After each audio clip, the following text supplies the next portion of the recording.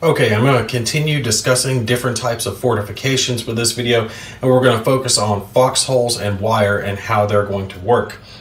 Now, when it comes to foxholes, they're going to be placed during your setup part of your scenario. They're similar to bunkers in the fact that they're giving a target modifier bonus, but foxholes are able to be placed a little more freely than bunkers are, and they also don't restrict fields of view, so you don't have to worry about having the front end like you do when it comes to bunkers. Now, when you're placing foxholes, they can be placed in buildings or huts, and they're going to add their target modifier to the hex that they're in. So I've got a couple examples laid out here. This squad is in a clear road hex, and the foxhole's there, so it's going to add a +1 to a 0 hex, effectively making it just +1. But this one's in a building, which would add +1 to it. But this building is normally a +4 modifier for being a heavily constructed building, which effectively means this foxhole is wasted in that position because you can only get up to a +4. So you want to keep that in mind and only place it in hexes where it will take and actually have its target modifier be effective. When you're placing it in buildings or huts, things like this, it's not really a foxhole in a building. It's more to represent something like a sandbag reinforcement for the building itself.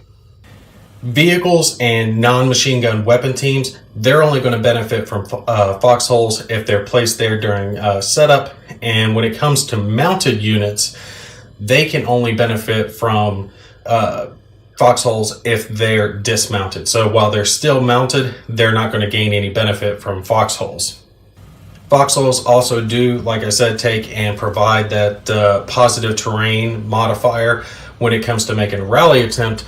So like this American unit here, even though they're in the open, since they do have foxholes there, if they were to become shaken later on, they would be able to take and have that -2 modifier when they were making a rally attempt. One more thing that's kind of funny that I thought that they included in the rule book, but I guess it is needed sometimes. You're not going to be putting foxholes in things like ponds, pools, rivers, oceanside hexes, things like that. You can't dig a foxhole into water. Now, when it comes to wire is actually very easy to understand. When it comes to leg units, it's going to make whatever hex that the wire is in cost 4 movement points total. And for vehicles that are moving through it, it's going to be listed down on your terrain effects chart, the movement point cost for the different types of vehicle units.